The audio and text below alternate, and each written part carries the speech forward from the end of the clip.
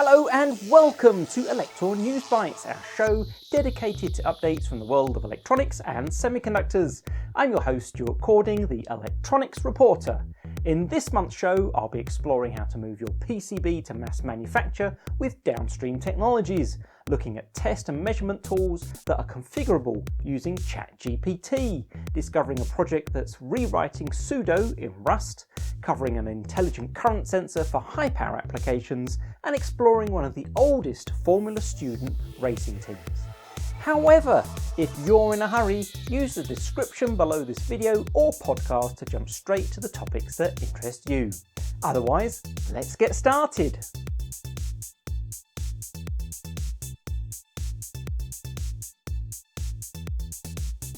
The Promissimo Project has announced that they are working on a version of the Linux superuser commands sudo and su, but written in Rust.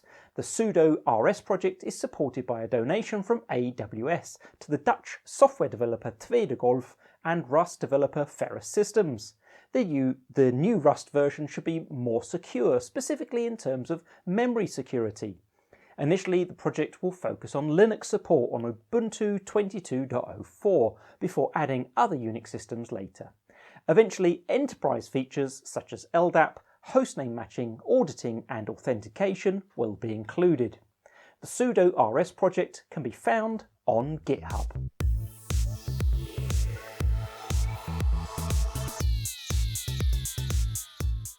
Current measurement in high-power systems typically uses a passive shunt or a Hall sensor, but businesses are increasingly looking to improve their energy consumption monitoring to reduce wastage.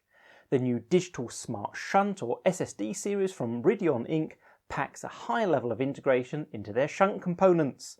The Digital System in Package or SIP devices include an automotive-grade 16-bit microcontroller, a 24-bit A to D converter with buffered inputs, and flash memory.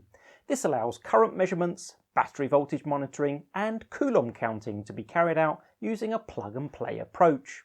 Two models are available, one providing RS485 that is configurable as Modbus RTU, and the other offers CAN. The shunts measure currents from 100 amps to 1 kA and offer an accuracy of 0.1%. Measuring just 67 by 80 by 17 millimeters, the shunts target applications such as energy storage systems, industrial drives, building automation and charging stations for electric vehicles.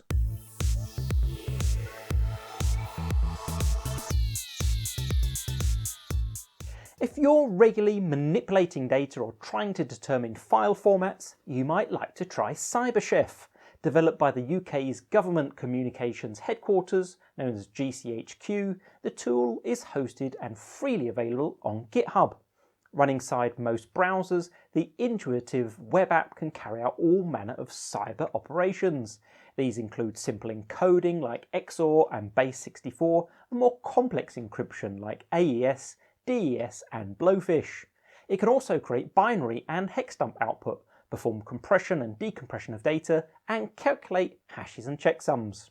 Should you be wondering what type a file has, it can also make a suggestion based upon the MIME type of the data. Because the app is client-side, you can be sure that all your data remains on your machine. You can explore CyberChef directly from the GitHub repository or download it and run it locally. This episode is sponsored by Volterra. Founded in 2013, Volterra focuses on additive electronics manufacturing with their V1 multifunctional PCB printer. Since its launch, the V1 is now deployed in over 80 countries, supporting developers and educators with their rapid prototyping needs. Fitting easily onto your desktop, the V1 can print and assemble a simple PCB within an hour, allowing you to quickly iterate your design several times in a single day. The V1 and its accessories are available through the Elektor store, using the link in the description with this episode.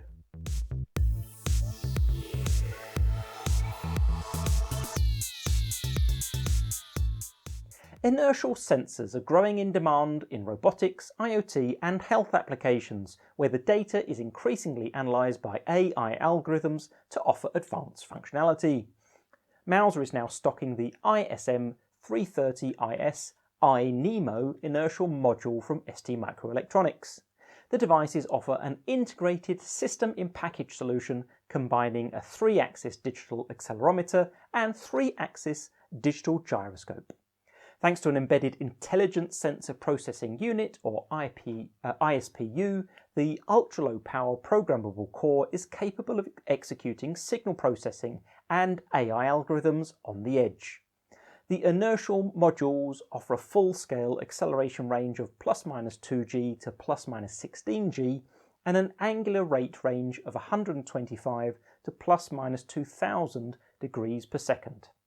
Mouser also stocks the related evaluation kits to help developers get started with these sensing modules.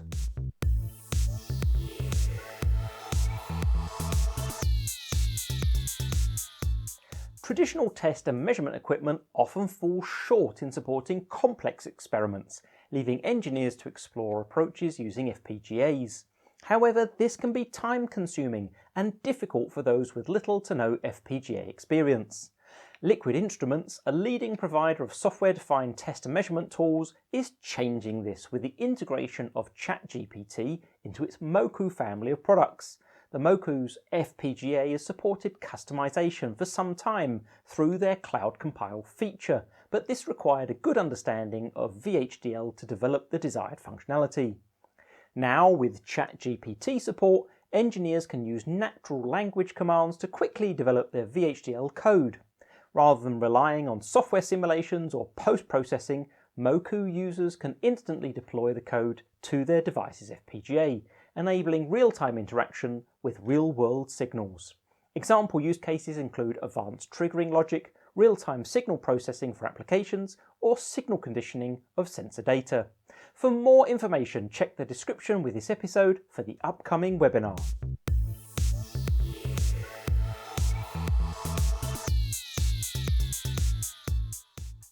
Efficiency is growing in importance in industrial, data center and networking applications.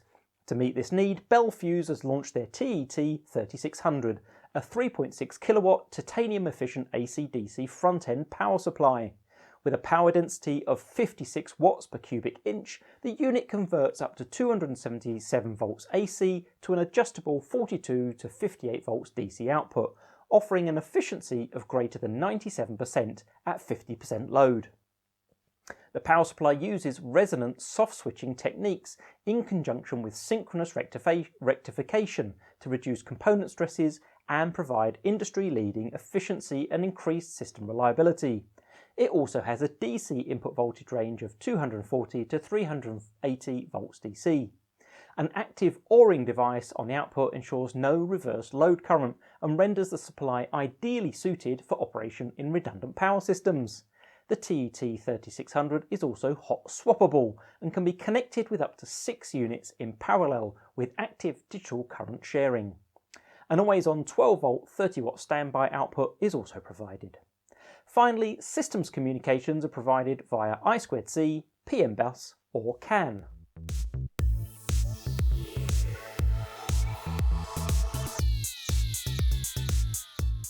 ShortLink AB has announced its listing on X-Chain, the X-Fab design and supply chain partner network. With a track record of successful ASIC projects in X-Fab's 350 and 180 nanometer process technologies, the partnership already delivers silicon for high voltage applications or those with demanding analog requirements. ShortLink has also been selected as an IP partner on the X-Fab IP portal. They offer a total of 17 IP cores ranging from SAR analog to digital converters to high voltage digital to analog converters and H-bridges. Devices using the IP can be manufactured in one of X-Fab's 6 wafer manufacturing plants worldwide that are optimized for analog and mixed signal applications.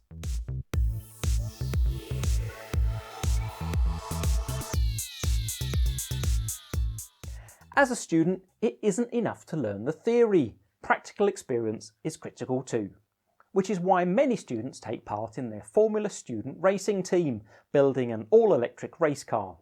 Analog Devices has announced their platinum sponsorship of WOB Raching from the Faculty of Automotive Engineering at the Ostfalia University of Applied Sciences.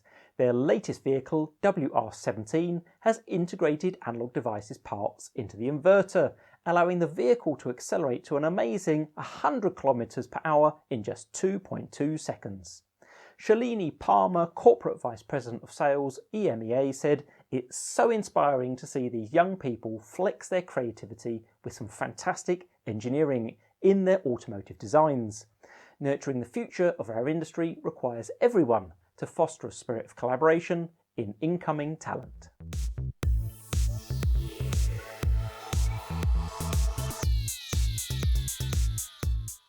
With control features continuously being added to the smart home, it's increasingly hard for designers to meet product standby power requirements using discrete buck converters, since these are inefficient in standby and require additional circuits for detecting AC line zero crossing.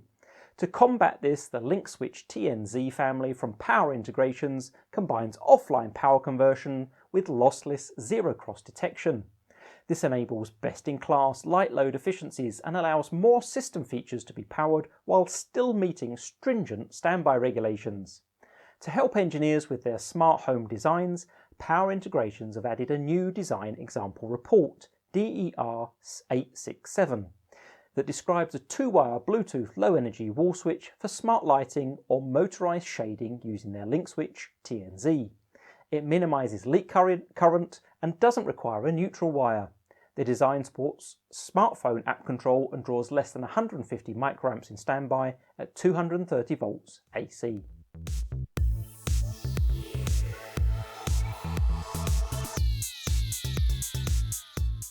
While most engineers have developed printed circuit boards for prototyping purposes, there remains quite a gap before such designs can be considered ready for mass production.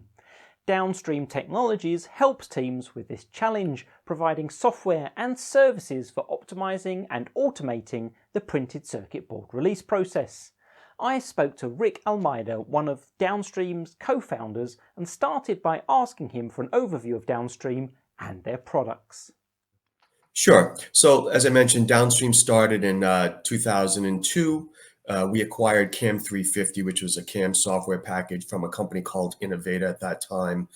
Myself and several of my partners, also former PAD software executives, purchased the product line and spun out as DownStream. Our mission basically was to bridge the gap between the virtual design world and the physical PCB manufacturing world by providing not only just CAM software, but other software products that would help engineers transform that design into a physical product.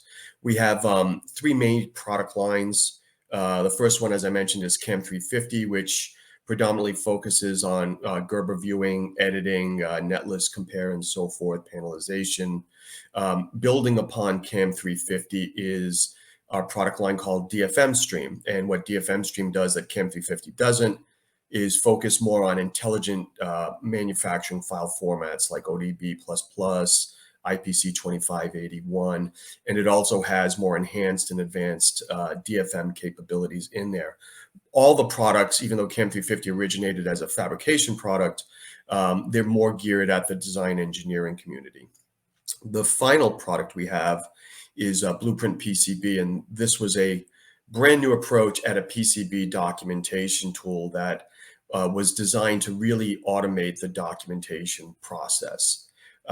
We sell and support our software in over 35 plus countries with a reseller network as well as direct sales in North America.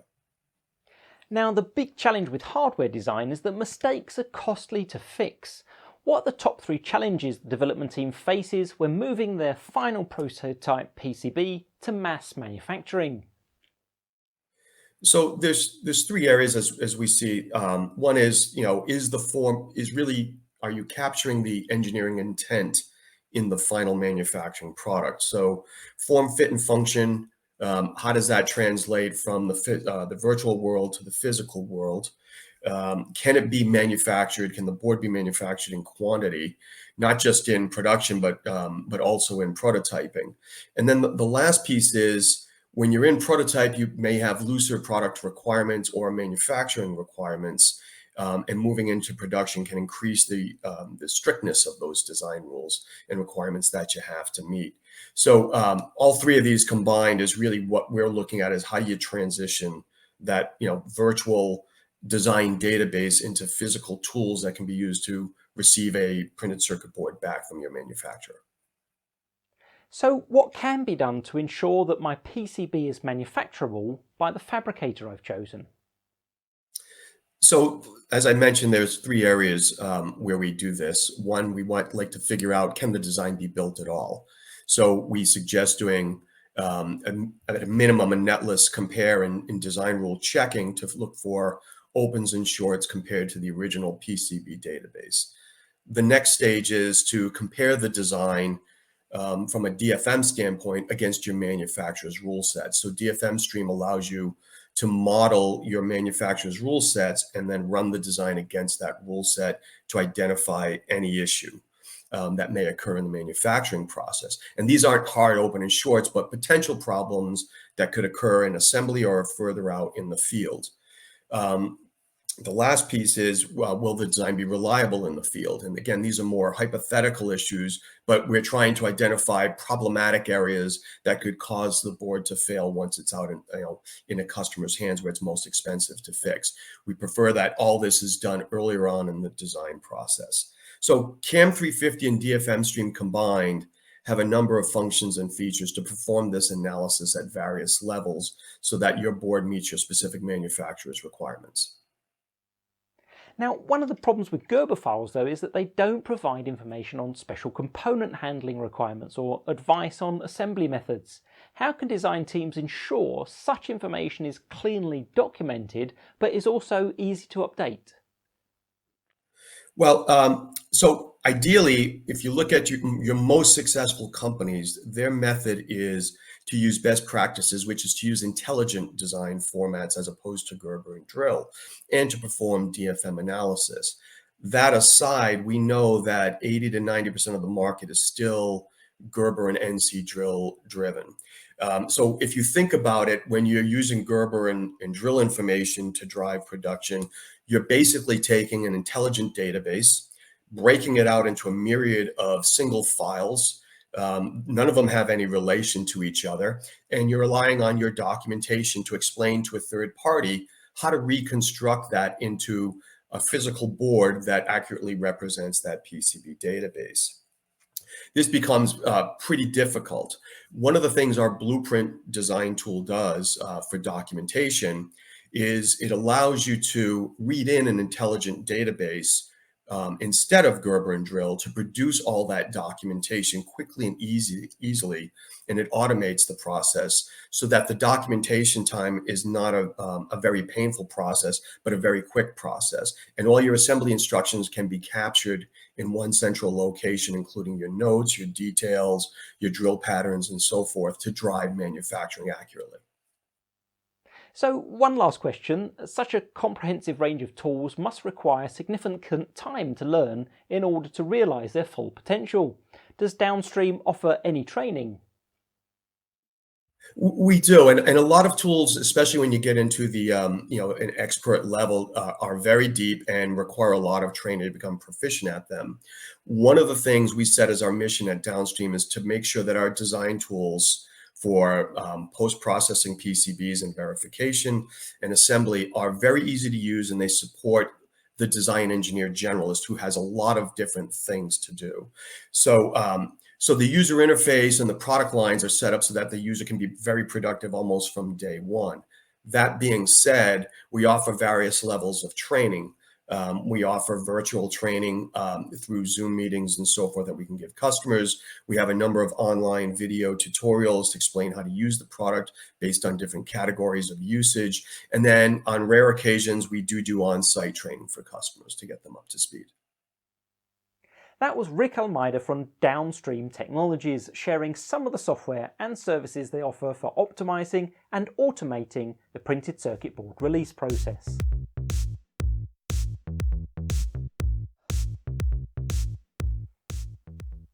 So that wraps it up for this month's episode of News Bytes. If you'd like to learn more about the technologies highlighted, check out the accompanying description and links. Should you have a news update you'd like to share, please drop me a line to tell me more. You'll find my contact details on the Elektor website. Or if you prefer, connect with me, Stuart Cording, on LinkedIn or follow me on Twitter. While you're here, please subscribe to Elektor TV Industry on YouTube or give us a rating on whatever podcast platform you are listening to us on. Thanks for joining, and hopefully we'll see you on Elektor News Bytes next time.